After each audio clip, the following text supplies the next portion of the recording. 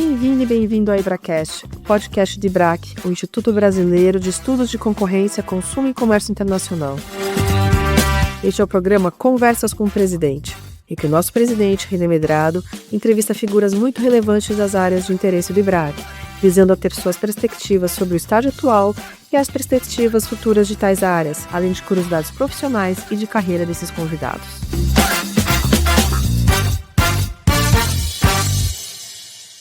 Hi, everyone. Welcome to another special episode of the President's Talks, a series with IBRACCAST, the official podcast of the Brazilian Institute for Study of Competition, Consumer Affairs, and International Trade. I'm Renê Medrado, partner at Pinheiro Neto Advogados and current president of IBRAC. Today, we are honored to welcome a distinguished guest, Michael Egge, partner of Latham Watkins and a leading figure in global antitrust law. Michael, it's a pleasure to have you with us. Thank you, Renê. This is a distinct pleasure for me as well. I'm a huge fan of IBRAC over the years.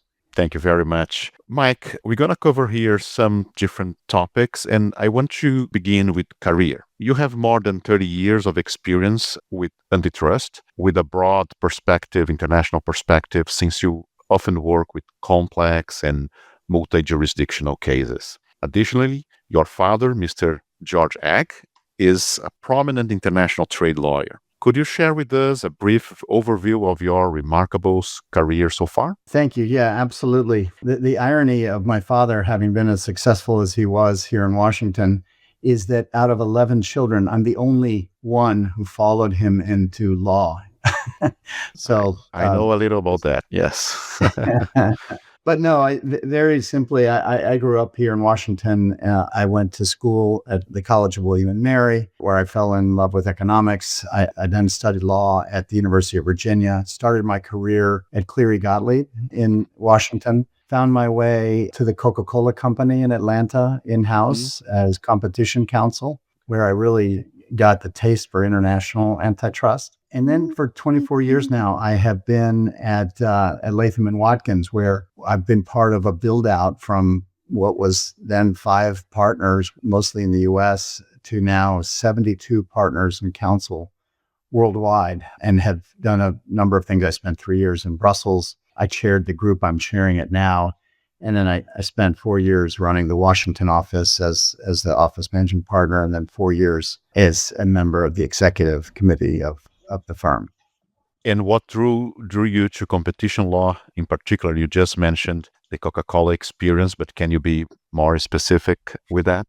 Yeah, there are a few ingredients to it. Again, I have to say I'm one of the 11 who definitely was taken by my father's own practice and life in law.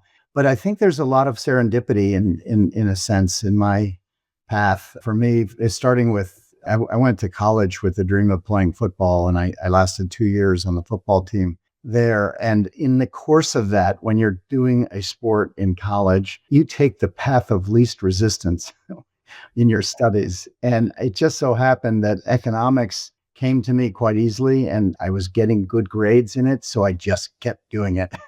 And I ended up doing a math honors thesis there. And then in law school, I didn't know about competition law so much. I did take a course in antitrust, but it was really when I was a first-year lawyer at Cleary Gottlieb that I fell into it. I was more of a litigator than a deal person. And as it turned out, you go where the work is where you're needed. And I learned, and given my interest in economics, I think that played a big role in the facility with which I picked up competition law.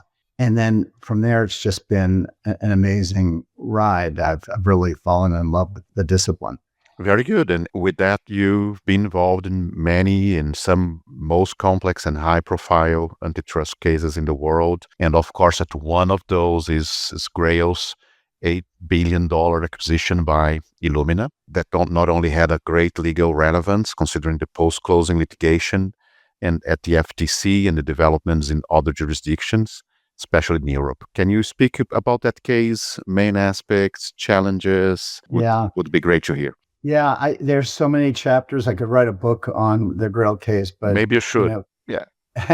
Yeah. Well, it was interesting. So we were representing Grail, which is kind of this company with an incredible product that had the potential to save many lives, right? Because anyone who's been around cancer understands that it's a race against time. The earlier you detect it, then the earlier you can do something about it.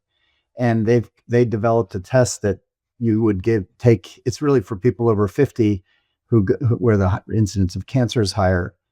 They go to their physical, doctor draws blood, and the test can detect up to 50 different kinds of cancer.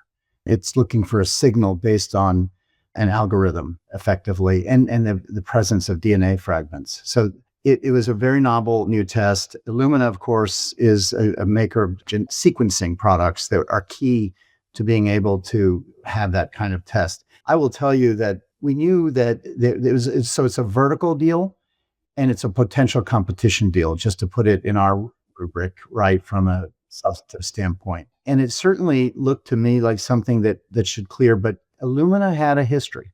They had a deal with PacBio that had been blocked earlier. So there was a bit of, I would argue, just bad blood with Illumina early on. And to Illumina's credit, they did everything they could. We literally, in our first call, said that, look, the only issue is vertical. Let's get on with it. We are willing to give you a gold-plated remedy. But the FTC wouldn't have it. We went through a process where they clearly wanted to block the transaction.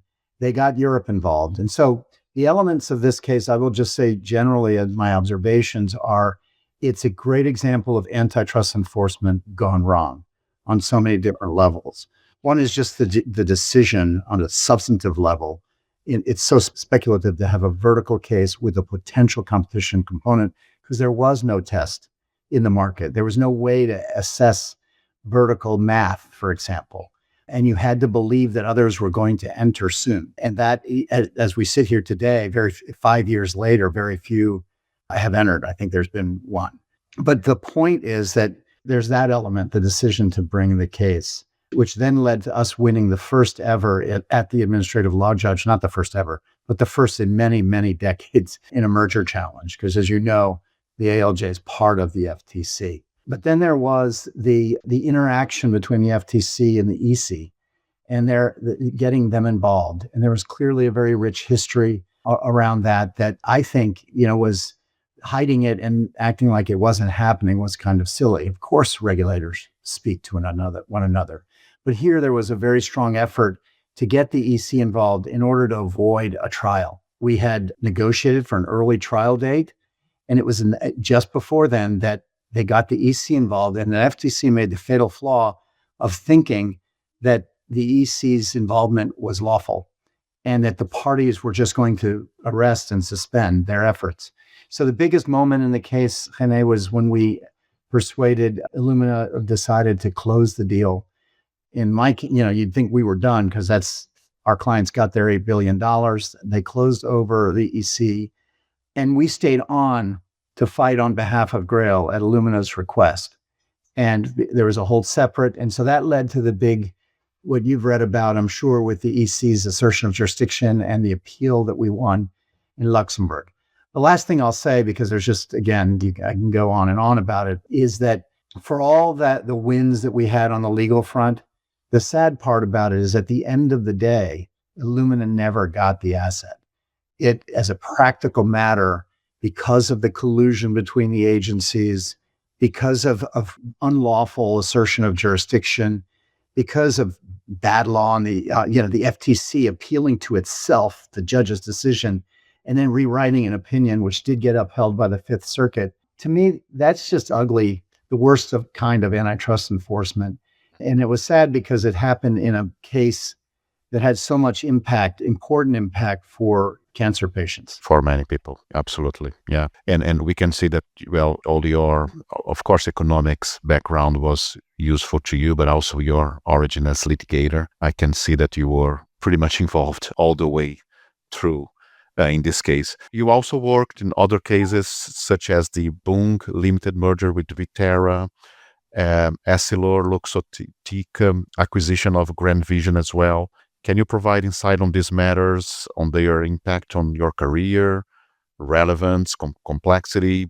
Any points from these two cases we would love to hear. Yeah, there is a funny story around Bunge in a way. The Essilor-Luxottica deal was interesting in a sense, but not so interesting from a substantive standpoint. I mean, it sounded like a grand deal, and we had to deal with different jurisdictions, but we were able to clear that without a second request. The Bunge deal is interesting, and it shows you how in your career, good things that happen that can come back to pay huge dividends for you. My first case in the agricultural space was a merger of Agrium and Potash Corp of Saskatchewan back in 2015, 16, somewhere around there, over 10 years ago.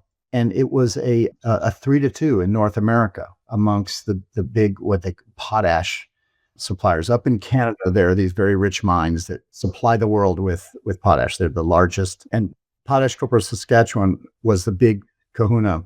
And then there was Agrium. And Agrium, somehow their share prices had kind of come almost even though one was a much larger company. So it was sort of David acquiring Goliath. And we were representing Agrium. And they had come to me because other counsel had said this can't get done. And I looked at the economics in particular, and in particular the import data and the impact that would have on prices, even though imports were only 15% of the market. And we reached the conclusion that this can get done in potash. And they used that to persuade the board at PCS to do a merger of equals. And we got it done. Okay. So that was a nice success, probably one of my favorite from a substantive standpoint, given turned on economics. The FTC did an incredible job of listening and then testing the data and the econometrics. And we won. At one, meaning we cleared after a full second request and the like. Well, so fast forward 10 years, as it happens, the general counsel, the newly combined company, had moved on to Bunge.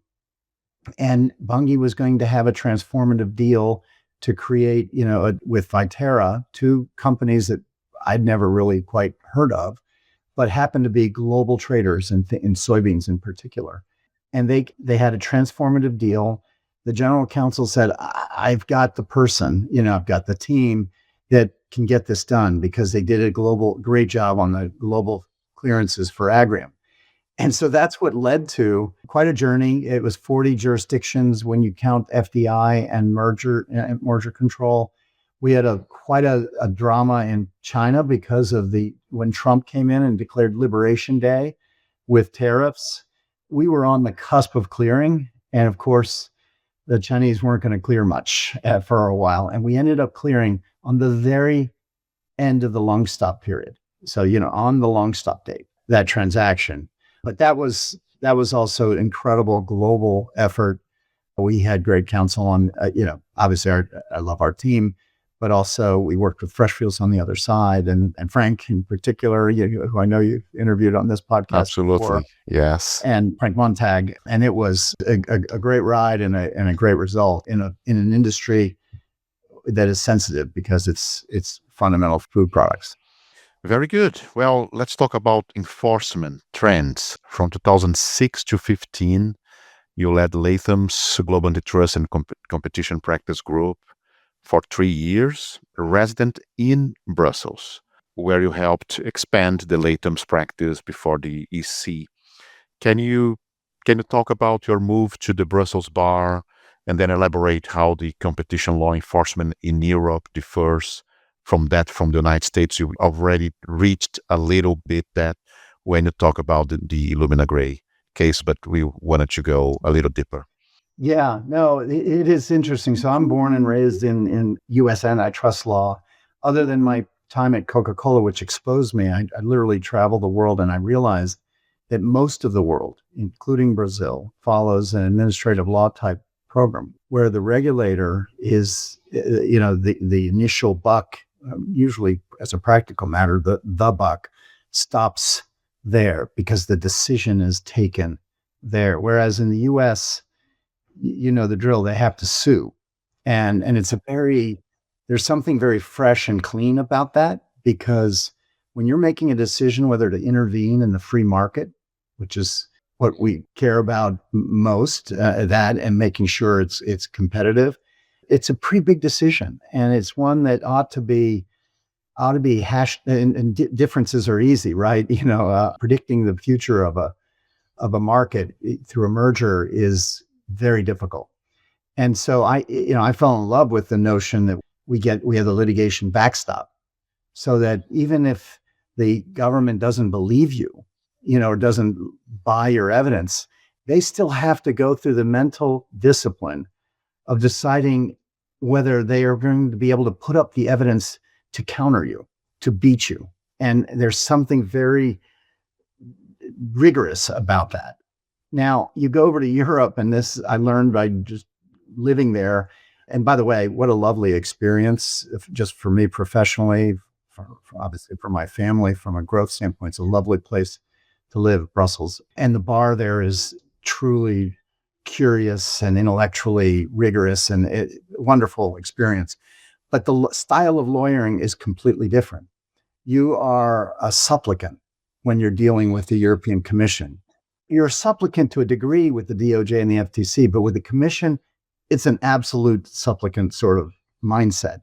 It's a different kind of lawyering and a skill set that is less about having the litigation backstop and more about persuading the first, reviewer, if you will.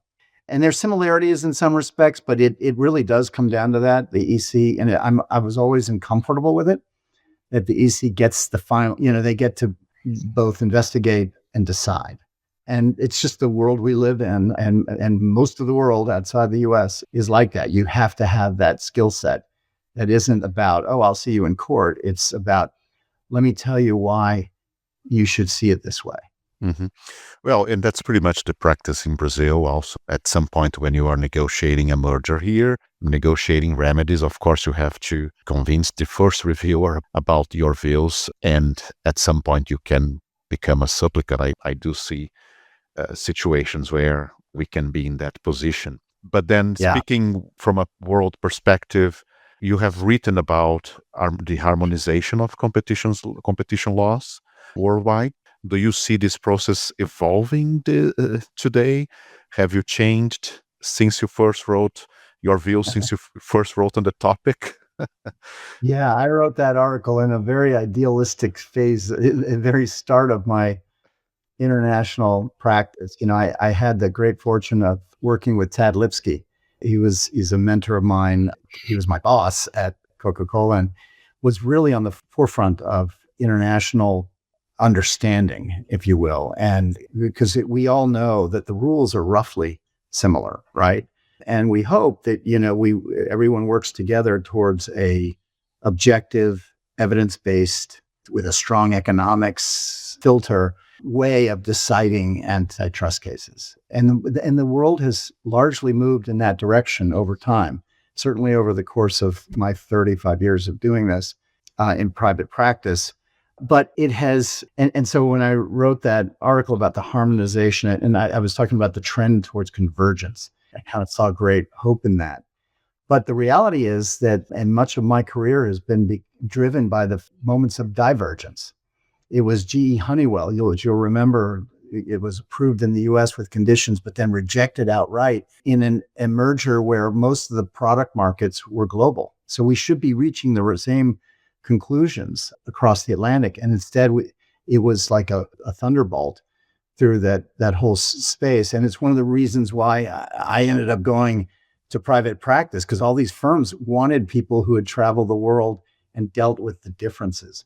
So my own view is that we have moved in similar direction. I mean, I view, Europe in particular as much more invasive and less trusting of the marketplace than the United States. I think that's still true to an extent, but boy, we've had our hiccups on the US side. And I just, so as I see it, Renee, that we've moved together, and I think the discipline's gotten better over time if you took 10, 20, 30-year look at the world. But we have moments in time where that gets arrested, or we even maybe take a step back. And the US is no different than the rest of the world in faltering at times in that progression towards having some, expectation of rigor around the use of, evidence-based decision making. Mm-hmm, mm-hmm. And where we are in the U.S. right now, what's the current state of antitrust law there, especially from an enforcement perspective? Yeah, gosh, I wish I knew. One thing I can say is we just went through 4 years of serious introspection. I'll just say, the Biden administration, they decided that they didn't like mergers. And objective evidence be damned. We are hostile. They'd put out that executive order that, with no evidence whatsoever, took this hostile position that we have a Standard Oil problem, ignoring the reality that the United States has been the crunchiest economy in the free world for decades. We're the first out of recessions, we lead in many important ways. And yet all of a sudden we have a Standard Oil problem and a sclerotic economy that's, infected with monopolization, which I just never saw the evidence for. And it's an interesting debate, but it would have been nice to have that. But instead, the Lena Khan and Jonathan Cantor had a job to do, and they did it well, following the lines of this level of hostility. It was, in my mind, a little bit of a step backwards in the progression. I think there's a lot of room for great debate. It instilled a lot of interest in antitrust, and it was incredibly active times. But things like Illumina Grail and the way they went about some of the cases, both procedurally and as a substantive matter, I thought were really taking us into a very negative space. Not because antitrust enforcement isn't important. It absolutely is. I'm a firm believer in it. But it felt like politics and the politicization of the space became more important than that rigor that I've been talking about, that objective evidence-based approach. And certainly antitrust has been piling up different issues that we will have to deal with, that we are already dealing with, right? Digital markets, of course, countries are dealing with that by different approaches, more ex post, more ex ante, sustainability. But I'm also adding geopolitics. You mentioned in the Bong case that you cleared in the very last day. And I have seen even antitrust lawyer or international trade lawyers saying that antitrust is also a part of international trade tools. What can you tell about these new topics today? How do you see this impacting our, the antitrust front? Yeah, look, I think antitrust, because it can be a pretty powerful tool for, I think, when used incorrectly, to intrude in the market and to dictate some outcomes. I mean, let's face it. Let's think about when the wall went down, early 90s. All of a sudden, you had all these countries adopting free, market principles and rule sets. The entirety of Eastern Europe. I remember going to Lithuania and being outside of a building that said Office for the Protection of Competition and Consumers. And I remember the lawyer I was with, because I don't speak Lithuanian, said, "Do you see the shadow underneath the letters?" Because it was one of these big granite buildings in Vilnius. And you could tell there was something else written underneath it. He goes, "Just 2 years ago, this was the price control service," which is the antithesis, right, of free market. But he said, "You need to know that not only is the lettering still visible, but the people in this building, many of them are from that bureaucracy, right? But they're doing their best to try to change things." And my only point is that when antitrust laws were adopted, and you could in various regions of the world, sometimes it gets mistaken as a tool for intervention in the economy. And that is a temptation. It's come in waves. I think we're seeing it a bit now when it's used as a tool in geopolitics, when it's weaponized and used as a reason to try to block deals when there isn't, where on the merits it doesn't make any sense. So that's the danger, right? With, as we look ahead, and it's a challenge, because especially when in an environment where things get politicized, that is a danger. Absolutely. Mike, in our practices, in our lives, we are not only about lawyering and doing antitrust cases. I know that you built a strong pro bono practice. Can you talk about that, the importance of pro bono work, how you manage to balance it with the demands of high-profile client practice? It's something that over my career, it's grown over time. I think I have over 100 hours this year alone on a pro bono project that's near and dear to my heart. It's super difficult to balance, right, with this demanding practice, but I find it really rewarding. In my case, I have been very active in advocacy for pediatric cancer, for kids that have cancer, whether it be on the R&D front and finding ways to enhance a very neglected area, because markets don't cure this. Pediatric cancer is so rare, there isn't a market for the big pharma companies to do anything about it. So you have to come up with other ways of incentivizing them. And then there's the things like drug approval. Kids with cancer don't have the time, to go through the rigors of some of the rigors of the process today. And so that been, it's touched my life because my daughter is a cancer survivor. And so it's something I spend a lot of time on, and I will continue doing that for many years to come, I'm sure. Well, we thank you for doing that, and thank you for sharing also your personal story. We are going to almost the closing here. So can you leave some advice for, you know that we have in IBRAC, the IBRAC Junior, which are the junior and mid-level associates, and also so it's a way for them to get involved with the IBRAC activities. So what can you tell to newly graduated lawyers and economists when they are building a career in antitrust law? Yeah, I think it's really rather simple. I mentioned at the start of this podcast the serendipity, right? That there were certain things that just kind of I fell into, and it wasn't pure serendipity. It matched my interests. But I think first and foremost, it's learning by doing.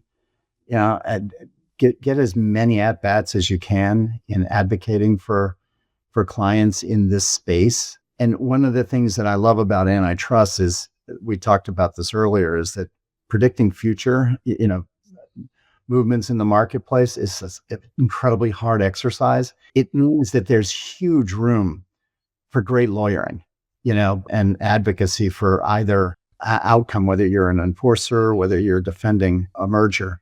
And so take those opportunities, get as many at-bats as you can, and learn by doing. That's the first thing. The second thing is find strong mentors.